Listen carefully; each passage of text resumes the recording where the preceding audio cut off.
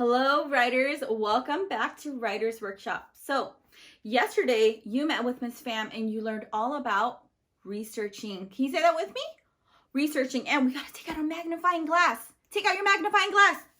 It's probably in your pocket. Okay, it's a little dirty. Clean it off. All right. Okay, so yesterday we did a little bit of research. You went on your iPad. You went on your computer. And you used the two resources that Miss Pham showed you how to use yesterday. And it was getepic.com, which had lots of electronic books for you to skim through. And then YouTube Kids, where you watched videos about your animals. And researchers, yesterday, you took out your piece of paper and you took notes. So you're writing down important information about your animal so that you can have it all together, have all the information that you need to write your book. Now, in order for us to start writing our book, we have to start with a introduction. Can you do that with me? Ready? Our introduction. And an introduction introduces your topic to the reader. In this case, you're introducing your animal to the reader. So what animal did you end up choosing? Ooh, I'm hearing monkeys. I'm hearing chameleons. I'm hearing about dinosaurs. Wow, those are really cool animals, and I'm very excited to read your book when you are all done with it. Because Misty loves animals, and I'm hearing so many great topics that you chose to write about. But we can't get started until we start writing our introduction. Now, there are a few ways to write your introduction. You can ask a question or you can make a statement. Can you do that with me? We can ask a question or you can make a statement. So when you ask a question, you're asking a question so that you can make your reader a little curious. So if I was writing about chameleons, I would say, did you know that chameleons can change the color of their body so that they can match their environment? That's a question. And the readers will say, oh, I never knew that. Or how do they do that? It gets them thinking about the animal, about your topic. Or you can make a statement and you can say, chameleons change colors so that they can match their environment. Do you see how I did that? I used the same information in a statement or a question. So it's up to you. And there are many ways that you can add to your introduction. And Misty's going to show you that at my desk. Okay. So when we start writing our introduction, you're going to take out a piece of paper from your Writers Workshop packet, take out your pencils, and we're going to start writing it at my desk. So let's head on over and I can show you how I'm going to write my introduction about my animal, which is the tiger. I'm going to be writing about the tiger. Again, your topic could be the same or different from mine. It's up to you. If you want to write about tigers, that is awesome.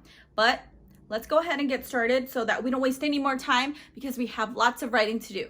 Alrighty, writers, let's head on over. Now that we are back on my desk, we are going to get started with writing our book. Now, Misty has already created the cover of my book, and I'm going to be writing about tigers. So I came up with a title that says all about tigers. And I want you to think about what you want to name your book.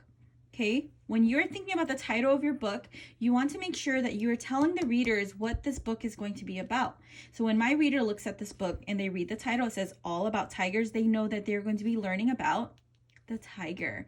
I included pictures of my animal as well. I drew the tiger, I created a background, and Misty made sure it was high quality by covering all the white space, using at least 5 colors and adding lots of details, because if your book has lots of colors, lots of details, guess what? Readers are going to want to read your book. So you want to make sure you add a lot of details to your cover. Making sure that you have your name at the very bottom so you can get credit for it because you are the author and illustrator of your informative writing book. Now we are going to be working on the introduction of our book, and the introduction is the very beginning. So I have a new sheet of paper here that I folded in half, and I'm going to start my introduction. And I want to make sure that I start the introduction so that the readers are drawn into my book and it keeps them interested. So again, you can either ask a question or make a statement. And I think I'm going to ask a question, and I'm going to plan it out first before I write it on my paper and before I start drawing here. So let's see. I can start with a question that is very interesting. An interesting fact about the tiger is that the tiger is the biggest cat in the world. The biggest cat in the world. So if I were to put it into a question, I can say, did you know the tiger is the biggest cat in the world? Question mark. And I might add another sentence and say, it can weigh up to 670 pounds, period. Oh my goodness, a cat that weighs 670 pounds. Now that is an interesting fact. And what I can do is I can draw my tiger here, nice and big, and I can draw a little tiny cat next to it so that the reader can see the difference between a tiger and a cat, because they are both cats, but the tiger is humongous next to a regular house cat. So I'm going to write that here. I'm going to start with my question, following up with my statement, and then I'll go ahead and draw my picture. Okay, so we're going to start our sentence with a capital letter. You're going to start on the very left side of your paper. And I'm going to start with a capital D. Did, id, finger space, you, Y-O-U, finger space, no,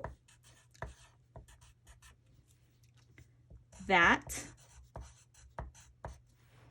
finger space, tigers, finger space, are the, finger space, biggest, ooh, that's a big word, cat in the, finger space, world. And anytime you're asking a question, you always want to make sure you end it with a question mark.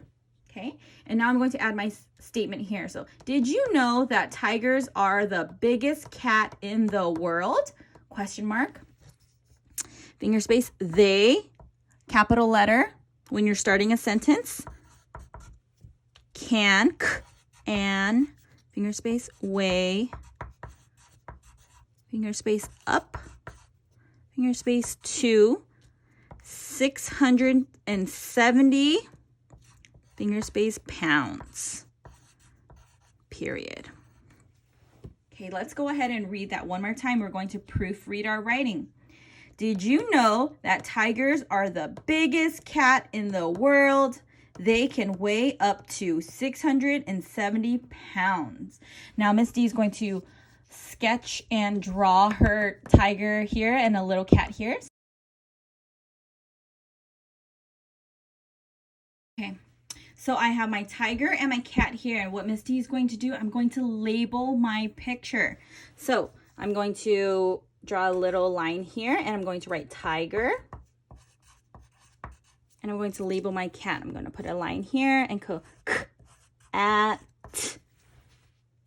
Okay, so I have my tiger and my cat, and I want the readers to know that a regular house cat is very, very tiny next to a tiger. And I can always go back and add more details as well, but you are going to be adding a picture to your illustration page. Your introduction page. And when you are all done, make sure that you double check everything and add labels if you would like. And tomorrow we are going to be adding more to our book, and I can't wait to see how your progress is going.